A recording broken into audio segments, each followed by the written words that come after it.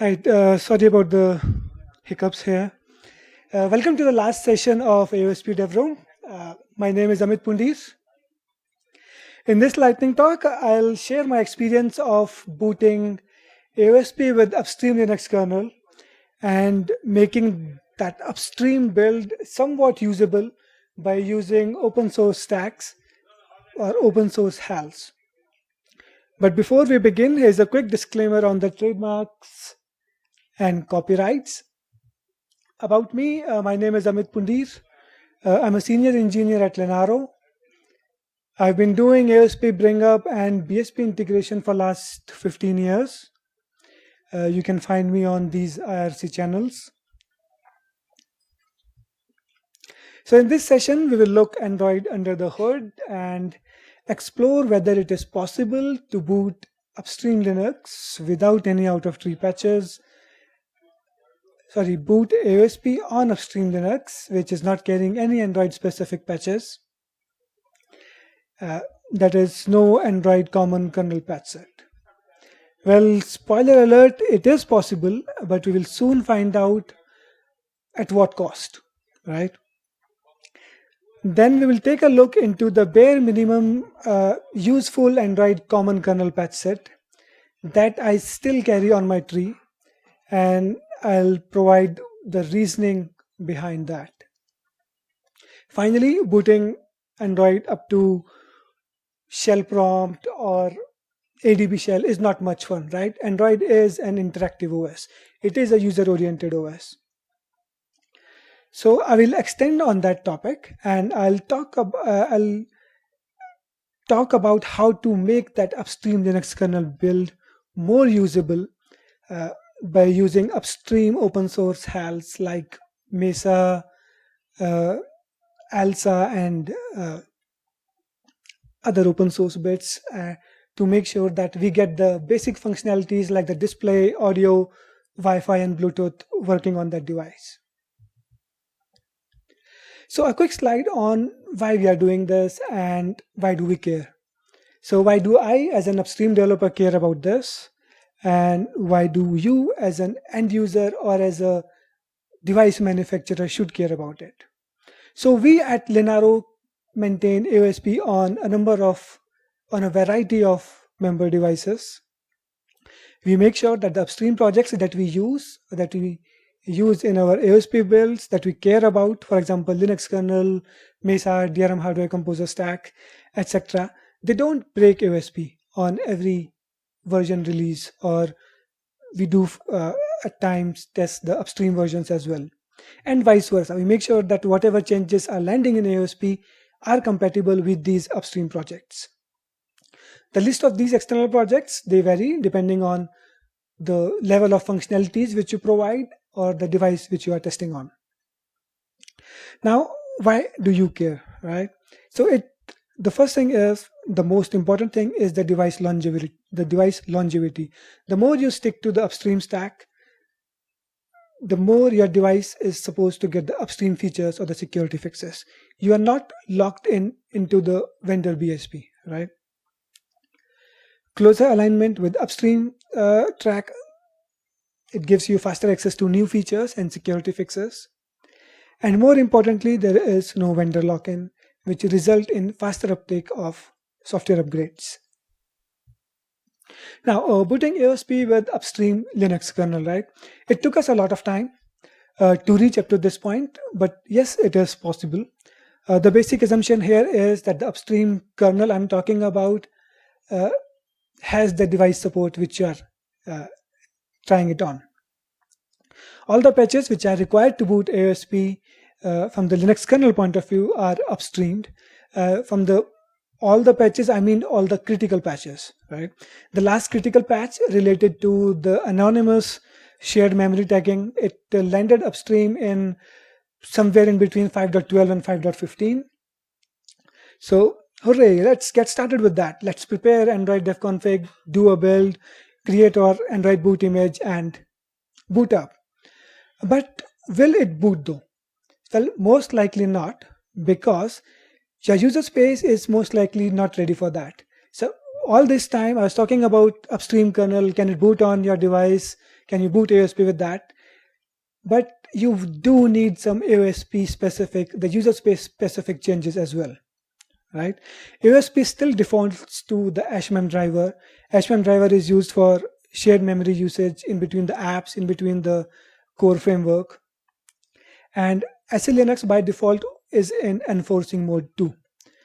And when you switch to an upstream kernel, you will realize that because there is no HMEM, it won't boot. And there is an alternative to that. It's called memfd. It's again an upstream driver. So all you have to do is you have to provide an user space hook, enable memfd, and then you will see that, okay, now it is still not booting because the memfd support in AOSP is still a work in progress and it fails somewhere while talking to SE Linux, because SE Linux policies are in enforcing mode and the kind of access memfd need is still not upstream. By upstream, I mean it is still not in AOSP. So again, I've talked about the dependency of, it was part of the next slide, but in the flow I just kept talking about that. So in this slide, we'll talk about Android common kernel versions, and we'll talk about the HMEM, SE Linux dependencies, which I sort of already talked about. But so Android common kernel version, think of it like a Linux fork, which is maintained by a distributor called Google. It is similar to how Ubuntu maintains its Linux fork and other Linux distributions maintain their Linux kernel fork. Right? It is a base for all Android devices. This is what Google shipped to the BSP providers, the vendors, and vendors provide it to ODMs, and finally it lands in your end user device. Now coming back to the AOSP dependency on out of tree patches, which is HMEM and SE Linux. As I mentioned, AOSP has a boot dependency on HMEM driver, and currently it is being replaced by memfd, but the transition is still a work in progress, and to work around that, you have to make sure that SE Linux is in permissive mode. Another useful feature which I have listed down here, and it is still not upstream in Linux kernel, is the metadata partition encryption. If your device, or if you want to try it out, right, booting AOSP with upstream Linux kernel, you have to disable the metadata encryption. I've shared a user space hack of mine for reference. This is a user space patch which I use on my device. You will get a fair bit of idea of what you need to disable or enable to get the upstream Linux and AOSP working. As per me, I do keep HMEM and metadata encryption Android patches in my tree because that's a lot easier to maintain. I don't need to go back and forth, change my user space while I play with Android common kernel versions as well as upstream Linux kernel version. Unless I absolutely have to, because when you report an upstream Linux kernel breakage, there are few maintainers which do not like having an out of tree patch. And so they insist that if you can reproduce it on upstream Linux kernel version, then only we will take it as a regular regression, otherwise we won't. Right, so you can have a detailed look at the Android common kernel patches. This is where the patches are hosted.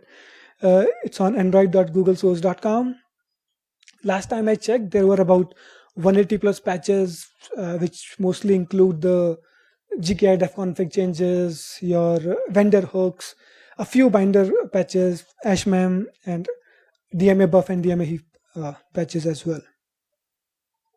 Right, so now that you have upstream Linux kernel booting on your device, we'll talk about how to enable graphics on that. Right, I'll be falling back to Mesa for that. Handful of Mesa drivers support GLES and Vulkan implementations, and they have inbuilt AOSP support as well.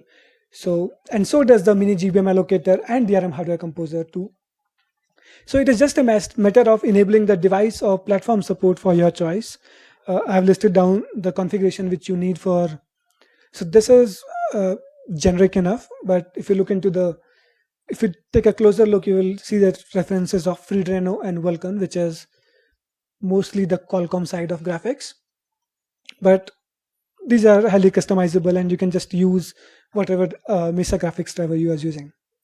I've highlighted that pre-built Mesa part explicitly here because Mesa build support was unfortunately broken in AOSP because of some cross-platform graphics stream changes when I checked it last time. So these instructions are here just to do the installation part. So not I'm not actually building Mesa as part of my AOSP. You can do that. I have a patch set for that. We do support it as part of our devices. But as I mentioned, it is broken right now. So I don't recommend that unless you want to fix it, right? Because why not fix it upstream, or why not send it the patches to AOSP? And in case you don't have a GPU available, right? You cannot use Mesa. You can always fall back to the software rendering part. AOSP has an inbuilt stack which provides the software rendering part, software rendering support. They spell it as Swangle, SWANGL. It's a combination of Swift Shader project and Angle project. I hope it is called Swangle because that's what I've been calling it for last 3 years. To enable software rendering, you just have to enable all these configurations, and that's all about it. In case you don't even have a working display, what do you do about that? In that case, you can fall back to using a virtual KMS driver, right? It's a inbuilt KMS driver. It is part of your upstream kernel. You don't get an actual display, but the display is there, right? In the background, somewhere in the buffer it is displaying. You can use screen capture, screen record things to capture the display. I would assume that you will use something like this if you're running a headless system, right? And once we have the graphics sorted out with the upstream Linux kernel, we can start looking at enabling the audio and the Wi-Fi Bluetooth part. Again, the good news is that AOSP's generic HAL supports ALSA interface, and ALSA is the most common audio interface with pretty much all upstream driver supports. So again, it is just a matter of enabling audio HAL and maybe debug utilities like TinyPlay, TinyAlsa. These are equivalent of running ALSA Mixer and ALSA Play commands, which you are used to on your Linux device for debugging purposes. And for Wi-Fi and Bluetooth, again, we don't have to look beyond the AOSP stack. The existing HALs in AOSP, these are again the external projects, but they are part of AOSP, like WPA supplicant, which you can use to enable Wi-Fi on your device. And for Bluetooth, if your platform, if your upstream drivers support the SerDev interface, that serial device interface, for some reason they call it SERDEV, and I keep calling it SerDev. Again, I don't know if it is, if I'm doing it wrong, but this is what I've been doing for last 3-4 years now. So yes, with SerDev, with WPA supplicant, if your driver supports it, you can get the Wi-Fi and Bluetooth working as well. And that's about it. In this session, we have learned this small lightning talk. We have learned that we can boot upstream Linux kernel on your upstream capable device. And why not just stop at the prompt? You can have the display working as well, along with the Wi-Fi and Bluetooth and audio, as long as your device, your upstream driver is capable of that, because AOSP can handle it sufficiently well. I won't say it is comparable to a vendor BSP with a lot more optimizations and a lot more tricks which goes behind the scenes in the Android common kernel or in the vendor BSP, but you'll get a working system. And if you can port a few things from post-market OS, for example, the modem manager, right? Because I've tried this whole stack on what was the phone name? Poco F1, right? I can get all these functionalities working on Poco F1 with upstream Linux kernel, right? The only blocker was the modem manager, which was not working. Now it works on post-market OS. We need someone to just do that on AOSP. We tried it. At some point, we could connect to the radio station. We can get the signals and other basic codes, but we could not get the calls or the data working. The problem with modem manager is it is based on dbus, and So when you talk about modern managers, you talk about dbus, you cannot port the complete stack. People have done it. I've seen that. Glowdroid had done the complete stack, but I think it's an overhead. So sorry, I'm running out of time. So this is the end of my sessions. If you again, we are running an informal BOF or a small discussion session after lunch right outside the room. So if you have any questions or anything interesting to discuss or share the stories, uh, we can meet after lunch at 2 o'clock. Right. All right. So with that, we have reached the end of AOSP Devroom. Thank you very much for attending this Devroom. A big round of thank you to everyone who is present in the room, to our volunteers, Sahaj, Sumit, our reviewers, Qasim sir, Vishal and Sumit, our IndiaFOSS organizers, Shri for all the help and all the botherings which we have done at the last minute. Thank you very much, and we'll see you again, hopefully next year or in the informal session which we will do after the lunch. This development has been great. They're even doing the live streaming for us. Can't ask for anything better. Great spirit of community. Thank you, guys. Thank you very much.